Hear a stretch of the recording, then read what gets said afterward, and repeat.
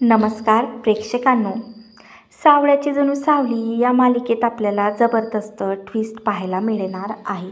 या मालिकेमध्ये आपल्याला प्रेक्षकांनो ज्या गोष्टीचे आतुरतेने तुम्ही वाट पाहत होते ते आता तुमच्यासमोर येणार आहे, म्हणजे तुम्हाला पाहायला मिळणार आहे। म्हणजे आता इकडे सावली इतके दिवस होणाऱ्या रागानं इतके दिवस ती तिलोत्तमाला आवडत नव्हती आणि ऐश्वर्यासुद्धा याचा खूप मोठा फायदा घेत होती। या सर्व गोष्टींना आता पूर्ण विराम लागणार आहे। तर इकडे जग्गू आजी मात्र तिलोत्तमाला सावलीचं काय अस्तित्व आहे, सावली कोण आहे, या सगळ्या सुनामध्ये ऐश्वर्यापेक्षा सावली ही किती गुणवान आहे हे सत्य आता सगळ्यांसमोर जग्गू आजी सिद्ध करून दाखवणार आहे। पण त्यातच प्रेक्षकांनो इकडे खूप चांगली गोष्ट घडली आहे, ती म्हणजे आता ऐश्वर्याला धडा शिकवण्यासाठी इकडे जग्गू आजीने सावली आणि ऐश्वर्या दोघीचं बोलणं ऐकलेलं असतं।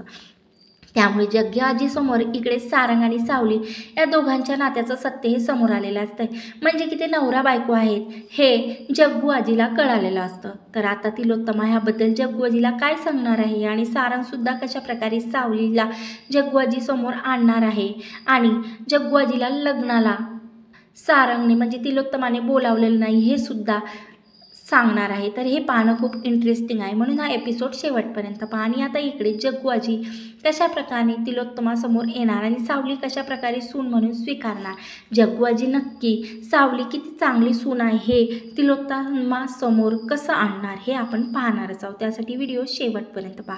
तर इकडे आता आजीने घरात असा काही धुमाकूळ घातलेला आहे की घरात येऊन सगळेच आजींना खूप घाबरतात, पण त्यामुळे इकडे ऐश्वर्याला मात्र खूप राग येतो, कारण तिच्या डोक्यात एकच चालू असतं की कधी एकदा आजी घराच्या बाहेर जातील, कधी एकदा माझं पूर्वीसारखं आयुष्य चालू होईल। आणि कारण जेव्हापासून आजी घरात आली तेव्हापासून ऐश्वर्याचे जे कटकारस्थान आहेत ते थांबलेले आहेत आणि ऐश्वर्याला एका मोलकरींसारखं जग्गू आजी हे राबवून घेत असते। कामाला झुंपलेलं असतं, झाडू मारायला, भांडी घासायला, पोछा मारायला आजीने ऐश्वर्याला कामाला लावलेलं असतं। एकदा ऐश्वर्या म्हणते की हे आजी घराच्या बाहेर जाणार किंवा सावलीचं सत्य आजींच्या समोर येणार हा ऐश्वर्याचा प्लॅन असतो, तर इथे मात्र ऐश्वर्याला बरोबर समजते। आता जर या सगळ्यांना या आजींना समजलं की सावली या घरची सून आहे किंवा आज नाही समजलं तरी समजणार आहे आणि या त्यावेळेस काय या मूर्ख मुलीला सगळं सोन्यासारखं होऊन जाईल, घरात येऊन सगळे काम करता येईल आणि आजी काय त्यांना फक्त तेवढंच पाहिजे। आणि जेव्हा समजणार आजीला की सारंगची बायको ही सावली आहे तर मला काम करायला लागणार नाही, कारण सावली सर्व काम करणार, त्यामुळे आजीसमोर हे सत्य मी आणणार म्हणजे आणणार अशी ऐश्वर्या म्हणते।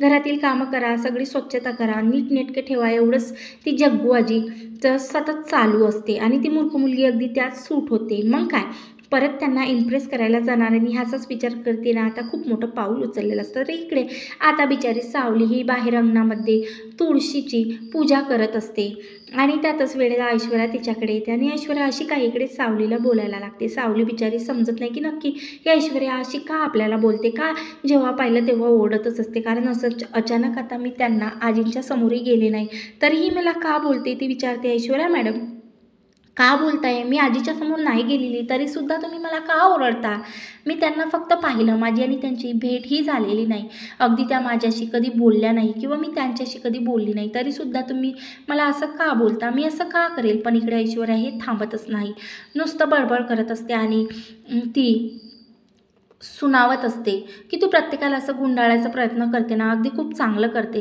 म्हणजे अगोदर काय सारंगला तुझ्या जाळ्यात ओढलं आणि त्याच्या सोबत तू लग्न करून घेतलं, आता तुझ्या शब्दाच्या बाहेर नाही आहे सारंग।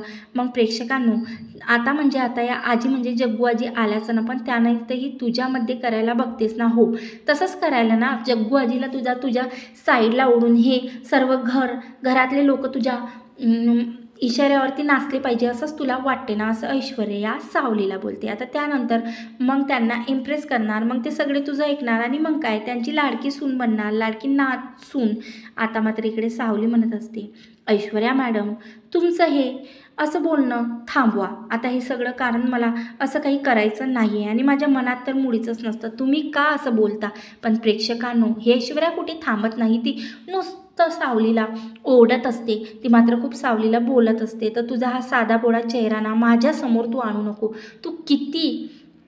तू तू किती बदमाश आहेस ना, म्हणजे तू किती काय काय करू शकतो, तुझे हे 2 चेहरे मला ठाऊक आहे, त्यामुळे मला सांगू नको, अशी ती सावलीला बोलत असते. पण हे सर्वांना वशमध्ये करशील, ते सर्व तुझ्या वशमध्ये होतील, पण मला तुझ्या जाळ्यात अटकायचं नाही आहे. ते फायनली आजीची एंट्री झालेली असते. म्हणजे जेव्हा बाहेर अंगणामध्ये ऐश्वर्या आणि सावली बोलत उभ्या असतात, तेव्हा जग्गू आजींना त्यांना पाहिलेलं असतं आणि मात्र चांगल्याच ऐश्वर्याला दारात धरलेला आहे. ऐश्वर्या मात्र खूप थरथरायला लागत असते. काय म्हणली ग तू? कोण ही मुलगी आणि मी काय हिच्या वशमध्ये जाणार? तुला काय वाटलं मी का साधी भोळी बाई आहे का तिच्या वशमध्ये जायला? मला तू सोपी नको समजू, मी जग्गू आहे जग्गू, अशी ती ऐश्वर्याला बोलावून सुनावते. आणि कारण सावली पण इकडे खूप घाबरायला लागलेली असते, कारण बिचारी सावली पहिल्यांदाच जग्गू आजीच्या समोर आलेली असते आणि पहिल्यांदाच दिसली असते. आता मात्र तिलाही खूप भीती वाटायला लागते की नक्की जग्गू आजीच्या समोर आलेलं तर आहो आपण, आता नक्की घरचे आणि ही जग्गू आजी आपल्यासोबत काय करणार, असं तिच्या डोक्यात चालू असतं. तर आता सगळ्यांच्या समोर सत्य येईल का? मग काय आता आजींनी काय सांगायचं, काय नक्की मी कोण आहे म्हणून सांगू, असा विचार करत असते. सावली खूप घाबरत असते आणि किती दिवस लपून ठेवायचं, बिचारीला कंटाळा आलेला असतो स्टोर रूममध्ये लपून लपून. आणि तेवढ्यात तारासोबत राहून तारा पण तिला खूप त्रास देत असते, त्यामुळे खूप कंटाळली असते आणि तिला पूजा पण करता येत नाही ना, सारंगसोबत राहायला पण मिळत नाही. या सर्वांना बिचारी सावली पण खूप कंटाळत असते आणि आता मात्र आजीला खूप भयंकर संताप आलेला असतो. एकीकडे ऐश्वर्याचं बोलणं तर दुसरीकडे एवढ्या मोठ्या सत्याचा उलगडा की मला लग्नाला बोलावलं नाही, सारांचं लग्न झालेलं आहे हे सांगितलं नाही, याचा आजीला खूप भयंकर असा राग आलेला असतं.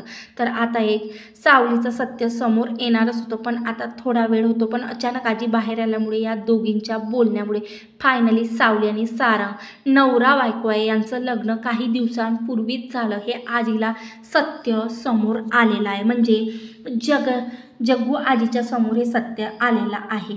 आता मेहेंदड्याच्या घरामध्ये जग्गू आजी काय धमाका करणार आहे आणि तिलोत्तमा काय उत्तर देणार आहे हे आपण पाहणार आहोत. इकडे मात्र ऐश्वर्या एवढी हवेत उडत होती ना, तिला मात्र तिकडे जग्गू आजीने चांगलं जमिनीवर आपटलेलं आहे.